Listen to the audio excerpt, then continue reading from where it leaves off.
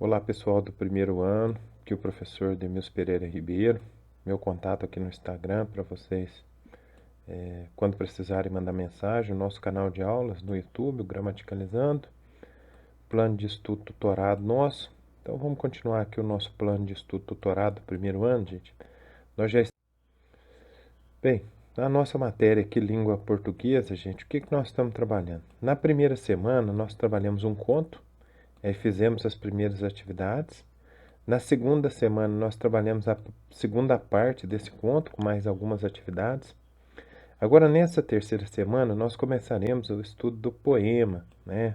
Poema, poesia e as características mais importantes, tanto do poema quanto da poesia. Saber diferenciar a poesia como expressão artística e o poema como produto artístico. Então, nessa semana 3, pessoal, qual que é o nosso eixo temático? É a compreensão de texto.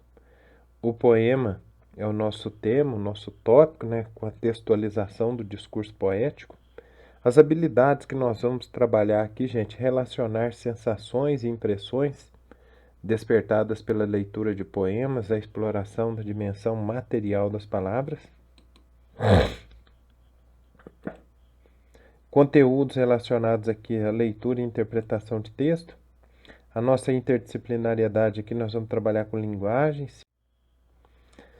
Essa semana, então, pessoal, nosso tema aqui na parte 1 é o poema. No seu dia a dia, lidamos com diversas formas de lirismo, é importante que vocês vejam isso.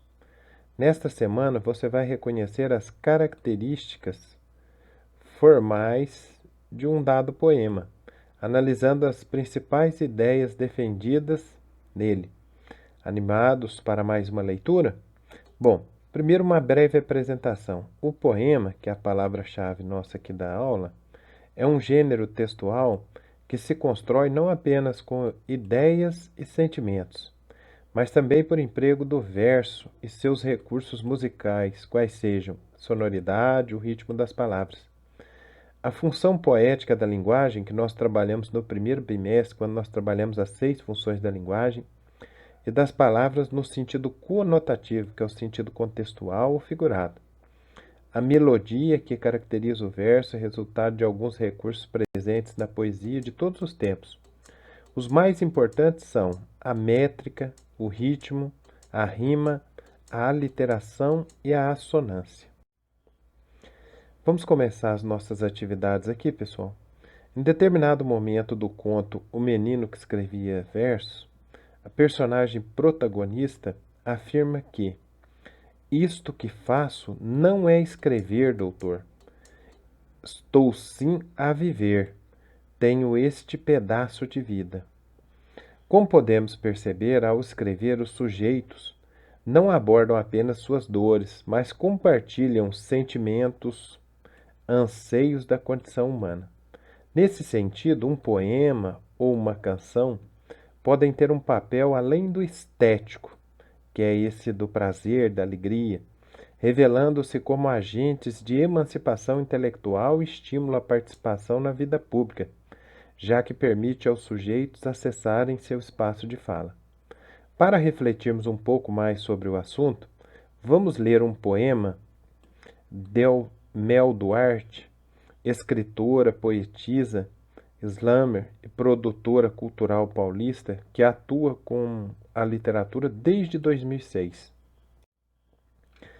O título do poema, gente, é Minha Condição. Veja que o poema é em primeira pessoa, né, para identificar o eu lírico. Eu não escrevo para incendiar casas. Aqui nós temos uma linguagem conotativa, está querendo dizer algo a mais. Mas para acender faíscas aos olhos de quem lê. Não escrevo para matar fome de multidões, mas espero que minhas palavras preencham um vazio que te ajude a se manter de pé. Não escrevo para governar um povo.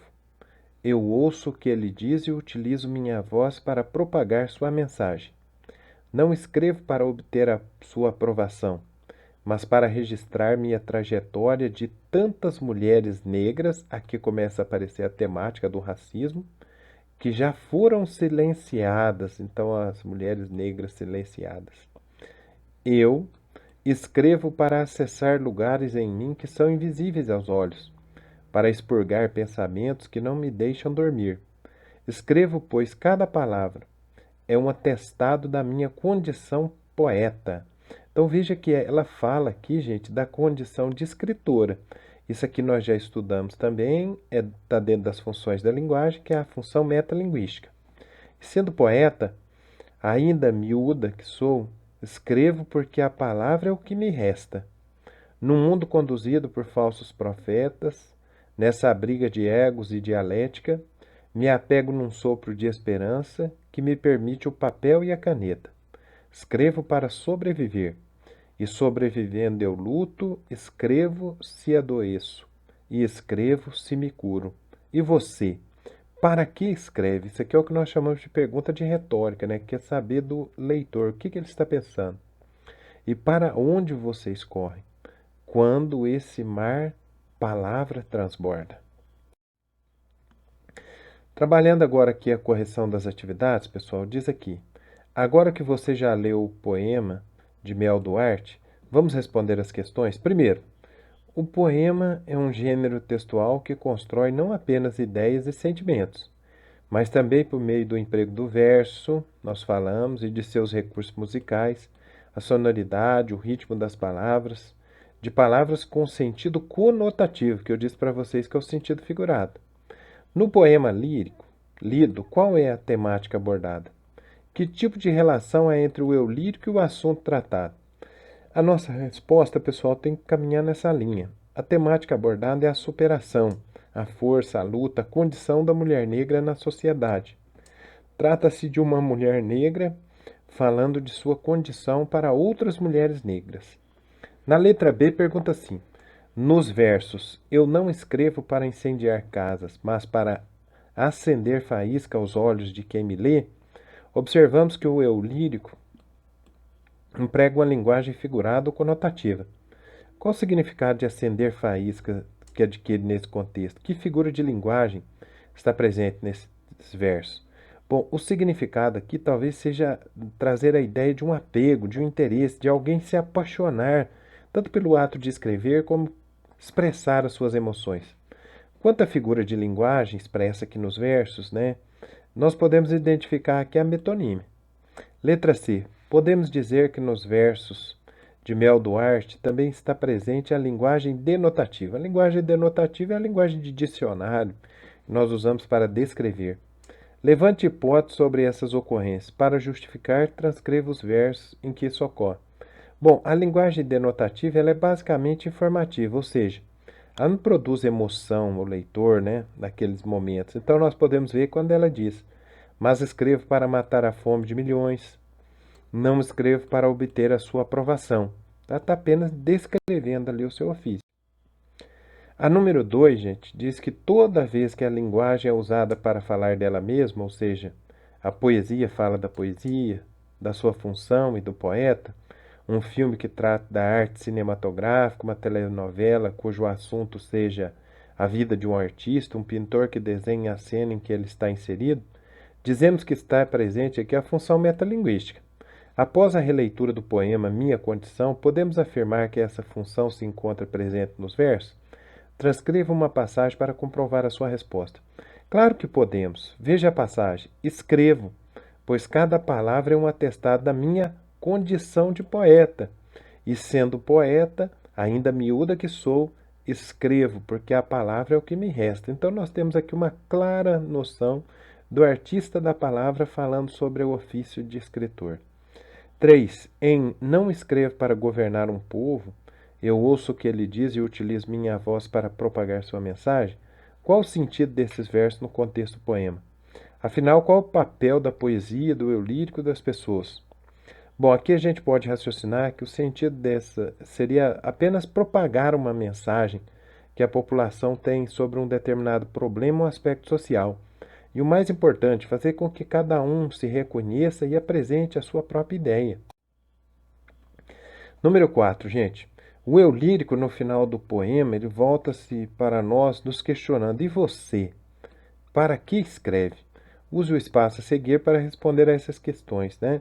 Naturalmente, muitos de nós vão dizer aqui que escrevo para me libertar e esquecer um pouco da realidade cruel que nós vivemos num país tão desigual como o nosso. A número 5, gente, é uma questão objetiva, de marcar o xizinho. Após ler o poema, podemos afirmar que o eu lírico o quê? Nós vamos marcar o xizinho aí na letra A, que diz o quê? Escreve com o propósito de revolucionar seu próprio cotidiano e de outras pessoas, por acreditar nas palavras enquanto ferramenta de transformação social. Pessoal, vamos continuar aí, né? Mas aí de maneira bem criativa, preparando os esquemas nossos. Já procurem um esquema, um mapa mental que trabalhe o poema, a poesia. Continuo usando aqui como exemplo os esquemas que nós fizemos no primeiro bimestre para que vocês identifiquem. Essa é a nossa aula, pessoal. Peço que vocês prestem bastante atenção. Se tiver alguma dificuldade, repito, não esqueça, me mandem mensagem no grupo e nós vamos trabalhando junto. Tá joia? Até a próxima aula. Fiquem com Deus.